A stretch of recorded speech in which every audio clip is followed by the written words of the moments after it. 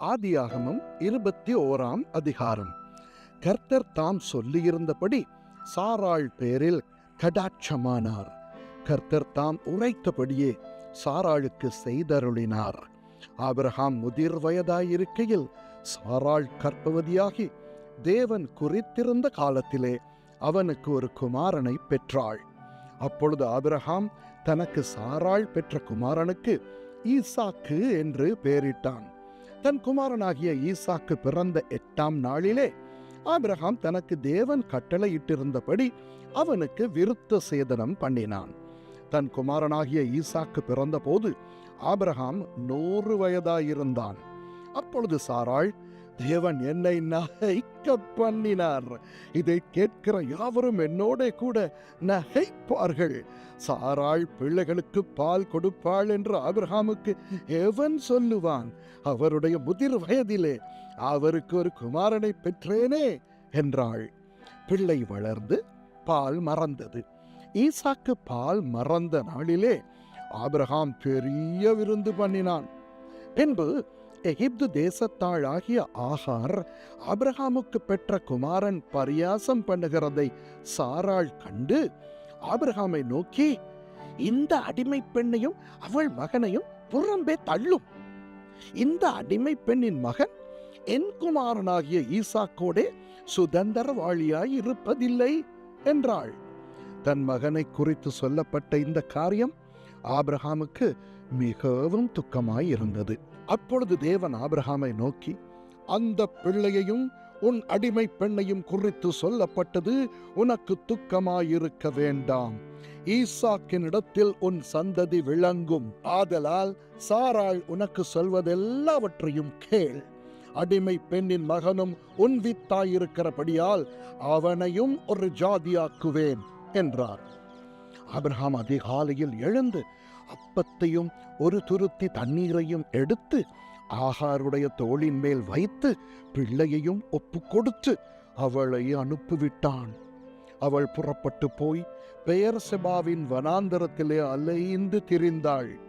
துருத்தியில் இருந்த தண்ணீர் செலவழிந்த பின்பு அவள் பிள்ளையை ஒரு செடியின் கீழே விட்டு, பிள்ளை சாகிறதை நான் பார்க்க மாட்டேன் என்று எதிராக அம்பு பாயும் தூரத்திலே போய் உட்கார்ந்து சத்தமிட்டு அழுதாள்.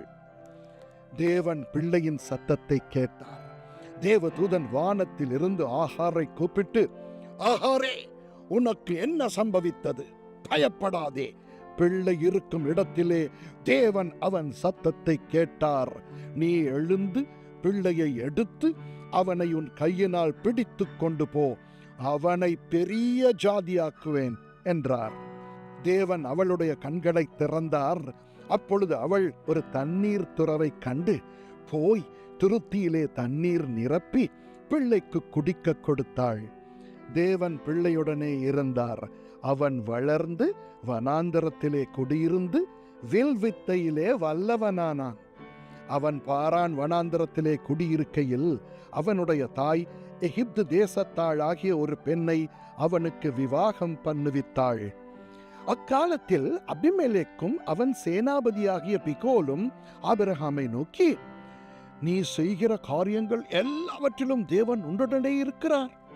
ஆகையால் நீ எனக்காவது என் குமாரனுக்காவது என் பேரனுக்காவது வஞ்சனை செய்யாமல் நான் உனக்கு செய்த தயவின்படியே நீ எனக்கும் நீ தங்கியிருக்கிற இந்த தேசத்திற்கும் தயவு செய்வேன் என்று இங்கே தேவன் பேரில் எனக்கு ஆணையிட்டு கொடு என்றான். அதற்கு ஆபிரகாம், நான் ஆணையிட்டு கொடுக்கிறேன் என்றான். ஆனாலும் அபிமெலேக்குடைய வேலைக்காரர் கைவசப்படுத்தி கொண்ட துறவி நிமித்தம் ஆபிரகாம் அபிமெலேக்கை கடிந்து கொண்டான். அதற்கு அபிமெலேக்கு, இந்த காரியத்தை செய்தவன் இன்னான் என்று எனக்கு தெரியாது, நீயும் எனக்கு அறிவிக்கவில்லை என்று நான் அதை கேட்டதே அன்றி இதற்கு முன் அதை நான் கேள்விப்பட்டதே இல்லை என்றான். அப்பொழுது ஆபிரகாம் ஆடு மாடுகளை கொண்டு வந்து அபிமெலேக்குக்கு கொடுத்தான். அவர்கள் இருவரும் உடன்படிக்கை பண்ணி கொண்டார்கள். ஆபிரகாம் 7 பெண்ணாட்டு குட்டிகளை தனியே நிறுத்தினான். அப்பொழுது அபிமெலேக்கு ஆபிரகாமை நோக்கி, நீ தனியே நிறுத்தின இந்த 7 பெண்ணாட்டு குட்டிகள் என்னத்துக்கு என்று கேட்டான். அதற்கு அவன், நான் இந்த துறவு தோன்றினதை குறித்து நீர் சாட்சியாக இந்த 7 பெண் ஆட்டுக்குட்டிகளை என் கையில் வாங்கிக் கொள்ள வேண்டும் என்றான். அவர்கள் இருவரும் அவ்விடத்தில் ஆணையிட்டு கொண்டபடியால் அந்த இடம் பெயர்செபா என்னப்பட்டது. அவர்கள் பெயர்செபாவிலே உடன்படிக்கை பண்ணிக்கொண்ட பின் அபிமெலேக்கும் அவன் சேனாபதியாகிய பிகோலும் எழுந்து பெலிஸ்தருடைய தேசத்துக்கு திரும்பி போனார்கள். ஆபிரகாம் பெயர்செபாவிலே ஒரு தோப்பை உண்டாக்கி சதா காலமும் உள்ள தேவனாகிய கர்த்தருடைய நாமத்தை அவ்விடத்தில் தொழுது கொண்டான். ஆபிரகாம் பெலிஸ்தருடைய தேசத்தில் அநேக நாள் தங்கியிருந்தான். ஆமென்.